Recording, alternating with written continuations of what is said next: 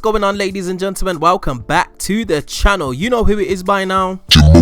Now, ladies and gents, we are back on Dueling Book. Now, typically, ladies and gents, I jump onto Dueling Book to play for this series. It is a bit of a process. Typically, a match can last anywhere between half an hour to an hour and 15 minutes, basically. So I tend not to play too much Dueling Book unless I'm playing this series. It is a bit more like the real experience, but hey, it is very time consuming. But anyway, wins and losses, it's a little bit more respectable now. I've won a few games, a couple of games actually. I won a couple of games today.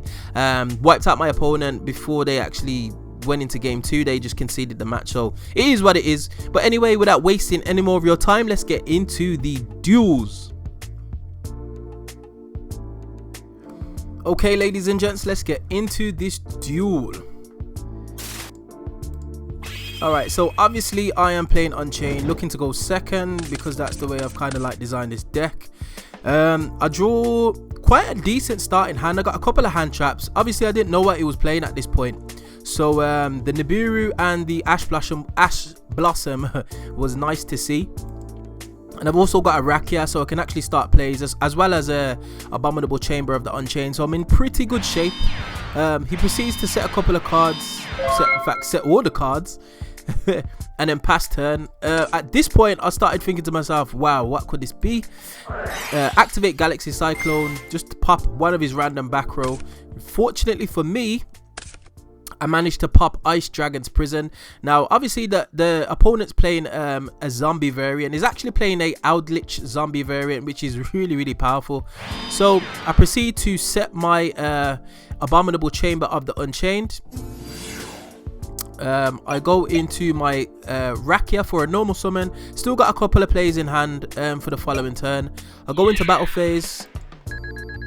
I swing for 15 and then I pass there. Now I could have been a little bit greedy and popped my Abominable Chamber of the Unchained and got a little bit more damage on board, but then I would have been left a little bit exposed, mainly because I had no graveyard set up. And typically what you want to do is first get your Unchained Soul of Disaster out of deck and then get your Sarama out of deck, just to be able to kind of like loop those continuously. So I ended it there. Is it Conquistador? No, Eldritch of Scarlet Sanguine in end phase, I believe. So he gets out his Golden Lord. His 3500 attack can't be destroyed by card effects, which is always fun. He draws Cursed Outland for a turn, and he's still looking in pretty good shape, to be honest. So it goes ahead, activates Cursed Outland. Obviously, he's gonna get himself a Spallow Trap. He actually didn't pay the correct life points, but I decided to ash that anyway. He decides to beat over my Rakia. And I activate Rakia's effect Engrave to special summon my Unchained Soul of Disaster. So Disaster's out now. He potentially should have Ash Blossomed that, but at the same time, he has got a Super Polymerization set and is in pretty good shape at the moment in terms of card advantage and what's on board. So I lose 1,000, and then obviously he can activate his Eldritch and get a Conquistador of the Golden Land. So for turn, I draw a Cosmic Cyclone. I decide to activate that, targeting his Unknown, which was a Super Poly, which would have just devastated my deck. Should have got one more Dark on board. Potentially would have special summoned Starving Venom. And then I Gadala his Golden Lord. Proceed to link off his Gadala. And then go into battle phase and get in for 1800. Now he does play this very smart and very conservatively. Now if you look, he hasn't activated his Ash Blossom. He's also got a Doom King in hand, so if he's got a way to discard that and get a field spell on board, he's in very good shape. He's also got a Conquistador, and he's got an Eldritch the Golden Lord in grave, so he has no need to really play his Ash Blossom, which was very smart on his behalf. Now I've only got 2 cards on field, and I've got 1 card in hand, which is basically dead against this deck, which is the Nibiru. So there's not a lot I can do, to be honest. I thought in my head that I played that out correctly, but I potentially should have got more cards on board, but hey, it is what it is. So he activates Curse Outland once again, getting some crazy advantage. Decides to add another Golden Lord. Pitches 2 cards from hand to send to grave, and he sends my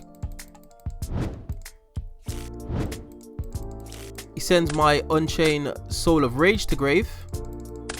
I didn't actually know that Outditch the Golden Lord had that effect. That was just beyond me. That's crazy. So he gets graveyard set up as well as removing a monster from play, and then he can activate the other effect of Outditch to special summon a zombie monster from his hand. And at this point, I decide to activate my Chamber of the Unchained. Again, my resources are very, very low. He's got graveyard set up, and potentially he has got plays for next turn, basically. So yeah, I activate my Unchained Soul of Rage. I link off his Doom King Baladrak and go into Unchained Soul of Anguish. Still not in the best position. End phase, he decides to set Sanguine and set out the Elixir of White Destiny, which is just it's crazy how this deck snowballs. Now potentially, ladies and gents, regardless of what would have happened here, I would have lost the duel. So I draw Harpy's Feather Duster for turn, which was actually a really good top deck, but in this matchup or this scenario, it's not actually going to do me any good, because he's actually going to chain to the effect. So he's going to get his Golden Land on board, he's going to get Doom King on board, and he's also going to get a pop. So I activate my effect to add back my Rakia, but to be honest, the writing's on the wall. I set my Rakia, and then he obviously puts everything to attack mode. End phase, gets all of his stuff back. It's crazy, this deck. It just can keep going. Gets a 3rd Golden Lord on field and just basically attacks for game, which was a little bit rough, to be honest. Like, there's not much I could have done, to be honest. The way that Outditch snowballs, I can see why it's such a tier 1 deck. Even with the most recent hit with regards to being able to play combo Outditch, it still puts up some very, very disgusting boards. And if you get into a grind game with that deck, you just basically you're on the clock, and that clock is ticking very fast. But anyway, let's get into our second duel here. So I decide to go second again. He's probably caught on that I'm going second. Now he starts off with typical zombie combo, so a normal summons a uni zombie. There's not much I can do in terms of interaction here, so he's gonna get the full setup. Goes into Crystron Hauki Fibrax, some crazy combos. Gonna chain his Glow Up Bloom as he goes into Relinquish Anima. Get Doom King on board, which is always gonna be a threat. Luckily I've got Called by the Grave in hand, and he decides to end it there. So he tries to activate Doom King. I actually chain Called by the Grave to banish his Doom King, get rid of that for a couple of turns, which is nice. And then I decide to Jizikiru his Crystron Hauki Fibrax, because I believe Hauki Fibrax, if I'm reading this correctly, whoops, let me just pause this here. If I'm reading this correctly, so Hauki Fibrax, quick effect, you can banish this card, special summon 1 Tuna Synchro monster from your extra deck. So yeah, he potentially could have went into a Formula Synchron and got a draw. So I just didn't want him to be able to do that, because I've got the card advantage at the moment. So I decided to just kaiju his Hauki Fibrax and then continue with what I was going to do. So I set my Unchained Twins Rakia. I pop Unchained Twins Rakia with my Aruha to special summon it. There's not much in the way of interaction that he's got. He's only got a Golden Lord in hand, and it's got no quick effects.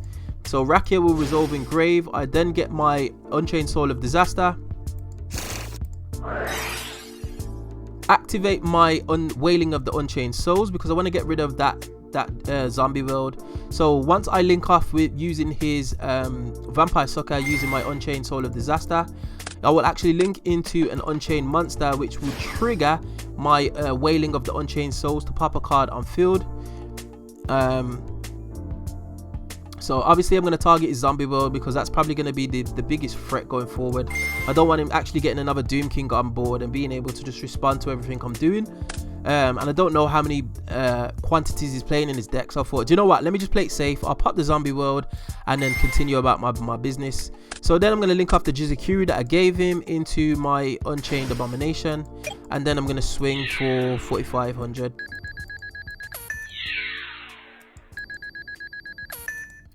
So I'm in a pretty good situation. I've got Sarama in hand for a follow-up. So he decides to set his infinite impermanence so he could special summon his Golden Lord from grave.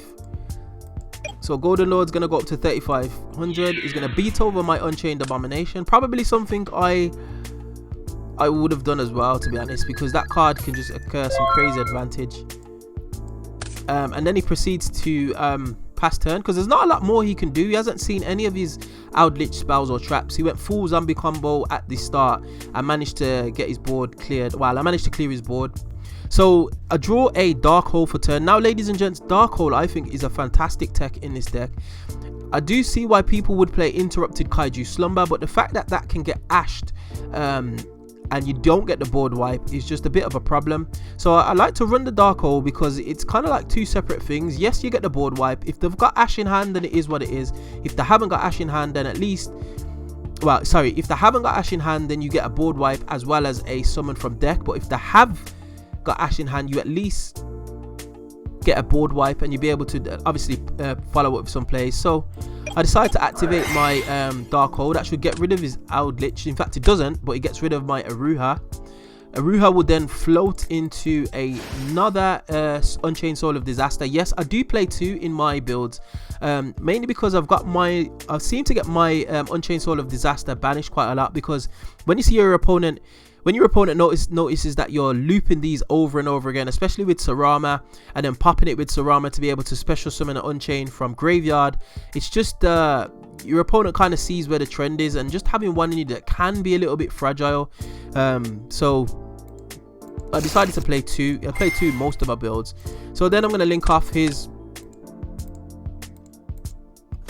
Outlich the Golden Lord. I'm going to go into my Unchained Soul of Rage, declare Sarama's effect. And that is basically it, ladies and gents. He decides to concede right there. So we go for siding. I actually sided in Dimension Shifter just because I wanted to try and combat what he was doing with regards to his Outlich spells and traps, and he actually played this very, very smart. He made me go first. I was actually sitting here for a little bit thinking, why is he not taking his go? But he actually made me go first, which was smart on his behalf, because obviously a lot of the cards that I was playing were going second cards. So there's not much I can do here. I decided to activate Shifter, set my Abominable Chamber of the Unchained, and set my Cosmic Cyclone. Basically, if I draw into any of my Unchained monsters, I can then activate this to special summon it, and then obviously carry on with my plays from there without burning my normal summon. So that's all I could do, to be honest. So he activates Cursed Outland, which is just crazy. He's gonna get I think he gets Hokero, which is not a problem at the moment. He activates Zombie World, which is a problem. So I decide to Cosmic Cyclone the Zombie World, mainly because I do not want to see Doom King Baladrock. If that thing gets going, it's just advantage all around for him. And he's already got 3 unknown spells and traps that obviously they're going to be Outlich ones, but I just don't know what they are at this point in time. So I proceed to special summon my Unchained Twins Sarama, which was really cool. So Sarama will activate her effect to then set back my Unchained Abominable Chamber of the Unchained and then pop it, which will allow me to get a special summon from deck. Now in this instance, ladies and gents, what I should have done is actually special summoned my Unchained Soul of Disaster. I decided to go for Abominable Unchained Soul, but in this situation, Disaster would at least allowed me to cycle through with my Sarama, potentially, if Sarama got destroyed. But either way, I went for the damage, which was a mistake on my part. So I did actually swing with Sarama first, but he actually decided that I swung with Abominable Unchained, which was a bit of a problem, because then when I proceeded to swing with Sarama, he decided to chain Elixir of the Scarlet Sanguine and special summon his Golden Lord from deck. which was a little bit annoying, to be honest. It is what it is. It is what it is. I did say to him that I'd actually attacked with Sarama first, but I decided to proceed with my plays. Now, this was a little bit foolish of my part, mainly because I burnt all my resources just kind of like nullifying him, or trying to nullify him. So I decided to obviously activate my Call by the Grave on his Golden Lord, so I won't be able to see him for the rest of the turn. Wow, at least he won't be able to be summoned by his own effect. So he decides to add another one, but little did I know he had Unizombie in hand, which is basically full combo, ladies and gents. So he decides to send my Abominable Unchained Soul to grave after he read the card's effects, and then he activates Reasoning and manages to mill a special summon a Glow Up Bloom, and thankfully Ice Dragon's Prism hits the grave. But he's also set up, he's got a Sanguine in grave, and he's not actually looking too bad. In terms of card advantage, I am just way behind. Very difficult for me to catch up in this situation. So we actually did a misclick there, and then decided to set a few, and then once he hit the Unizombie, to be fair, I could have conceded here, but I like to play things out. So he does manage to get his Zombie World on field, and then he special summons Golden Lord, links off his Unizombie as well as his Glow Up Bloom, activates Bloom's effect to be able to get Baladrock from deck, and then just proceeds to just do round some all round crazy damage. I decide not to chain anything because I thought to myself, you can't actually kill me here.